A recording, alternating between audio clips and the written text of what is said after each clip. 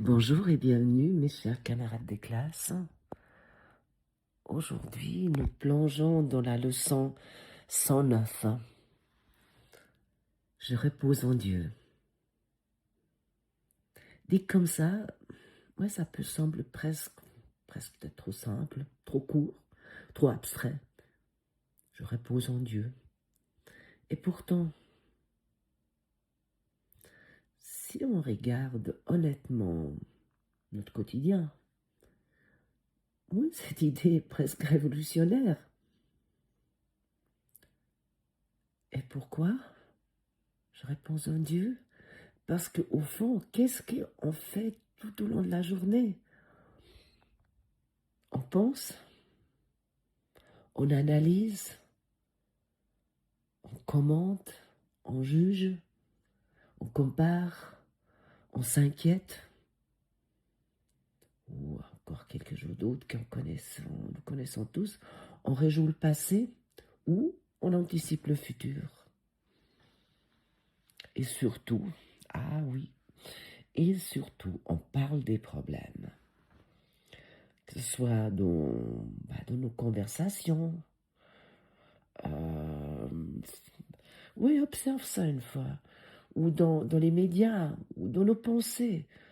Ce qui ne va pas, qui est coupable, ce qui est injuste, ce qui devrait changer. On pourrait dire, ouais, c'est devenu notre hobby, notre passe-temps collectif. Ouais. Pourtant, personne ne dit comme ça, non? Nous avons tous des passe-temps. Que ce soit le sport, que ce soit la musique, la cuisine, ou le jardin, ou la littérature, peu importe. Mais honnêtement, notre passe-temps collectif, notre hobby, c'est ça, de parler des problèmes, de rassasier des problèmes, de penser aux problèmes.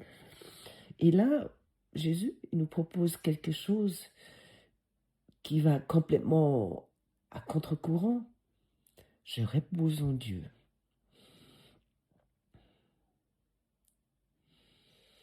Et comme si le geste le plus constructif, ouais, n'était pas d'ajouter une couche de réflexion, mais au contraire, de se retirer intérieurement de tout ce bruit. Je repose en Dieu. Et ça, souvent, ça nous semble presque trop simple parce que nous voulons, en tout cas, je parle pour moi, il faut accomplir quelque chose, il faut faire quelque chose. D'ailleurs, j'ai réfléchi à ça aussi, déjà, en faisant cette leçon. J'aime, oui, probablement ce cours me convient parce qu'il y a tous les jours une leçon à faire. Donc, je peux accomplir quelque chose. Donc là, j'ai pu aussi donner ça au Saint-Esprit. Je dis, écoute, pardon, voilà, c'est toujours là, hein, mon tout, ma fièvre, ma grippe, mais voilà.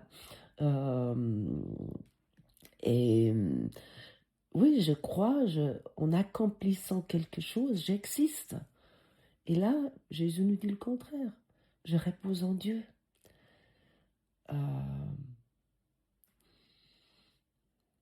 Et d'ailleurs, bon, ça fait depuis, bon là, je suis dans mon bureau en train d'enregistrer ce podcast, mais j'étais quasiment passé 30 heures au lit. Et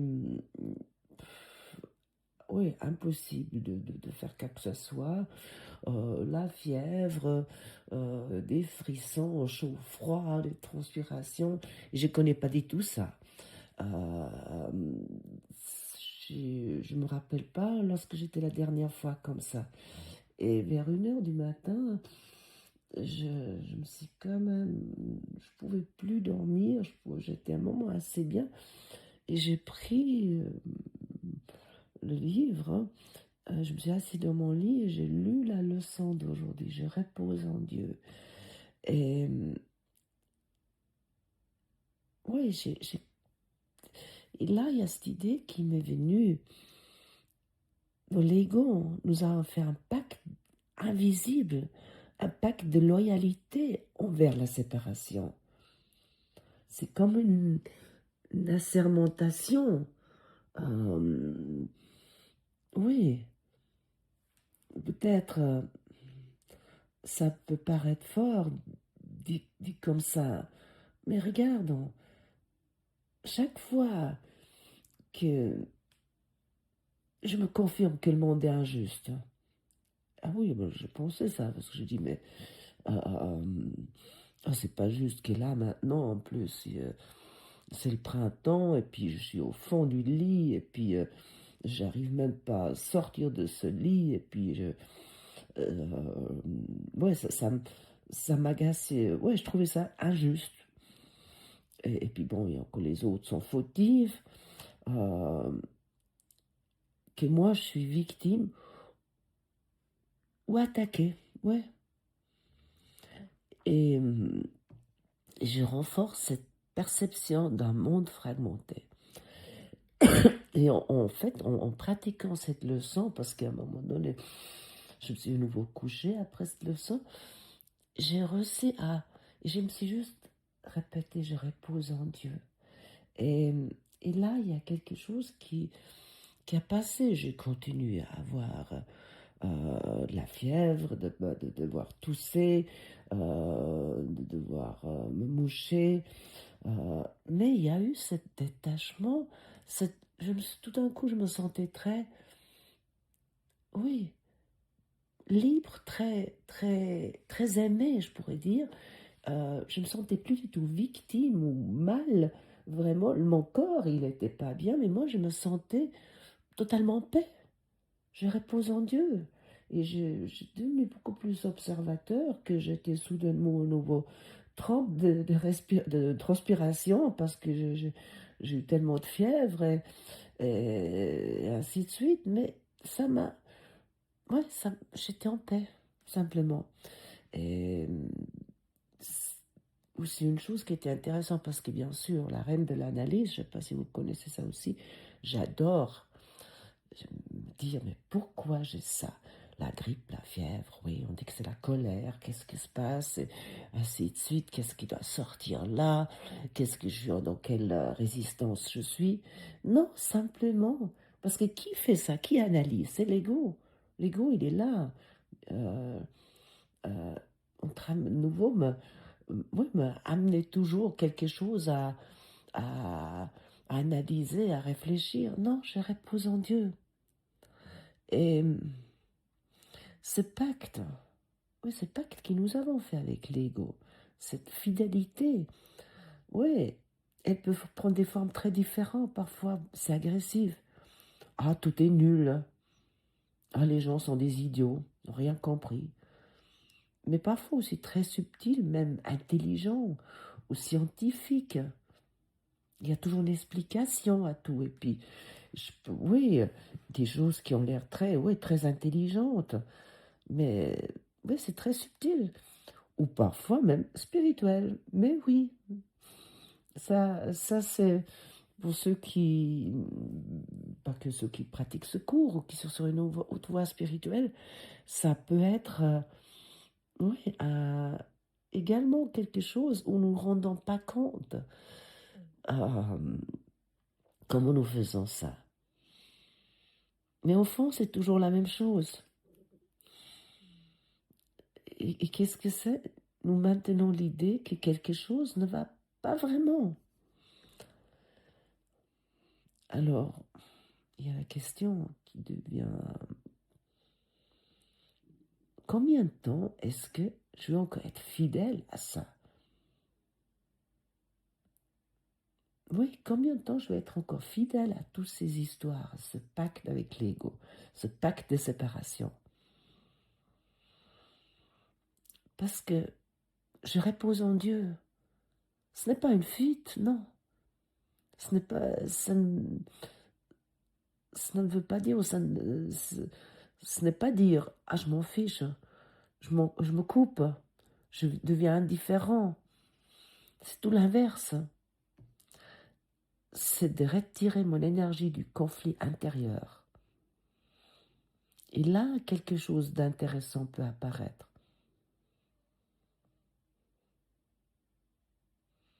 Parce que, par exemple, quand tu es avec quelqu'un et que cette personne parle de ses problèmes ou de ses peurs ou de ses jugements, tu peux dire intérieurement, je repose en Dieu, je repose en Dieu. Et au début, ça peut créer une sensation étrange, comme si tu prenais de la distance, comme si tu ne participais plus au même niveau de conversation. Euh, et peut-être une petite culpabilité peut surgir, comme si nous trahissons quelque chose, parce que nous connaissons certainement tout cela, et ça vient souvent, il y a une phase où c'est difficile. On a des amis avec qui qui veulent aller se promener avec nous, qui veulent nous rencontrer. Et qu'est-ce qu'ils font? Ils nous parlent de leurs problèmes. Et nous, on est là. On fait quoi? Et là, cette leçon, elle est très, très utile. Je repose en Dieu. Ça veut dire que tu ne peux plus rien dire? Non. Mais dis-toi ça et demande au Saint-Esprit quoi dire. Parce que nous avons tellement par cette fidélité ou pour être gentil, nous confirmons ce que cet ami nous dit. Euh, oui, mais au début, c'est assez difficile, j'avoue. Mais en fait, nous ne trahissons pas quelque chose. Mais en réalité, nous sommes en train de faire exactement l'inverse. Nous sommes en train de plus nourrir le système de la peur. Et c'est là, c'est profondément aidant, profondément utile, même si ça ne se voit pas à l'extérieur. Et et le texte nous dit quelque chose de très puissant au paragraphe 5. En lui, tu n'as ni souci, ni préoccupation, ni fardeau, ni anxiété, ni douleur, ni peur du futur, ni regret passé. Dans l'intemporel, tu reposes, pendant que le temps passe sans te toucher, car ton repos ne peut jamais changer en aucune façon. Tu te reposes aujourd'hui, tout en fermant les yeux, plonge dans le calme, laisse ces périodes de repos et de répit rassurer ton esprit. Tous ces fantasmes frénétiques n'étaient que les rêves d'une fièvre qui est passée. Laisse-le être calme et accepter sa guérison en reconnaissance. Il ne viendra plus des rêves effrayants maintenant que tu reposes en Dieu. Prends le temps aujourd'hui de glisser des rêves dans la paix. C'est pas merveilleux? Mais ça ne veut pas dire que les situations disparaissent comme par magie. Mais ça veut dire que ton lieu intérieur change. Et ça, souvent, ça nous semble souvent, avant que nous l'avions expérimenté, et pour cette raison, ça nécessite l'expérience, mais qui se fait qu'avec la pratique de leçons, ça nous semble pas assez. Nous voulons que la forme change. Et la forme, c'est quoi? La forme vient de l'ego et vient de la séparation. Mais plus que tu expérimentes que le lieu intérieur change, il y a quelque chose en toi intérieurement qui change. Plus que tu vas vouloir expérimenter comme ça, et moi que c'est important ce qui se passe dehors.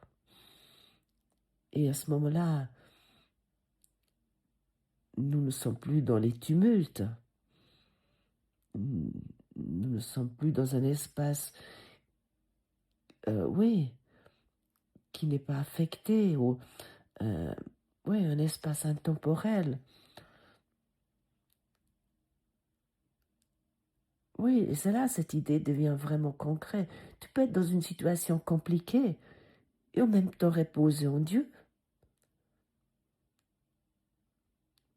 Oui, les deux ne sont pas incompatibles. du tout, non. Peu importe la situation, tu peux reposer en Dieu, peu importe ce qui se passe autour de toi. Et ce qui change, c'est de où tu regardes. Et il y a une autre dimension magnifique dans cette leçon. Ce n'est pas juste pour toi. Et le texte le dit, chaque fois que tu reposes 5 minutes, aujourd'hui le monde se rapproche de son éveil. Et d'ailleurs, ça rapproche la leçon d'hier, donner et recevoir ne font qu'un en vérité. Et ça, c'est énorme, parce que ça renverse complètement notre idée de contribution. On pense souvent que pour aider, il faut faire, il faut agir, il faut corriger, il faut intervenir. Non, mais ici on nous dit, ton repos intérieur est un acte de guérison global. Et pourquoi? Parce que l'esprit n'est pas séparé. Quand tu choisis la paix, tu ne le fais pas seul. Et encore plus, c'est écrit ça où? J'ai vu ça quelque part. Voilà. Dans le paragraphe 8, tu reposes dans la paix de Dieu aujourd'hui et depuis ton repos, tu appelles tes frères pour les attirer vers leur repos avec toi. Donc même si extérieurement rien ne change immédiatement, il y a comme une invitation silencieuse qui est envoyée. Oui, c'est comme une invitation de sortir du bruit, sortir de la lutte. Et ce qui nous... Ouais, et ça nous amène à quelque chose de très simple, expérimenté aujourd'hui. Pas besoin des longues pratiques. Ouais, juste des petits moments, 5 minutes. Et dans la journée, en marchant, tu peux faire ça. Même en parlant avec quelqu'un, en attendant quelque chose, ou en étant face à un stress. Surtout là, c'est utile. Et tu peux commencer à te dire, je repose en Dieu. Et observe. Mais pas en analysant, pas en forçant. Juste remarquer que ça change. Et comme je vous ai partagé, j'ai toujours encore cette sorte de, je ne sais pas comment on va appeler ça, une grippe, un Covid, peu importe, cette maladie, voilà, cet état qui n'est pas très agréable, mais je repose en Dieu. Et, mais ouais, peut-être au début rien semble se passer, mais petit à petit, il y a un espace qui s'ouvre, un espace où nous ne sommes plus obligés de réagir, ou plus obligés de juger, ou plus obligés de comprendre. Et dans cet espace, il y a quelque chose de très simple, très stable, très silencieux. Il y a le repos. Et peut-être le vrai renversement, il est là. Ce que nous pensions être une perte de temps devient en réalité l'acte le plus utile qui soit. Je repose en Dieu. Ouais. Et c'est ça. Pratiquons cela aujourd'hui ensemble. Merci d'avoir passé ce moment avec moi, malgré quelques tout. Et je vous retrouve demain.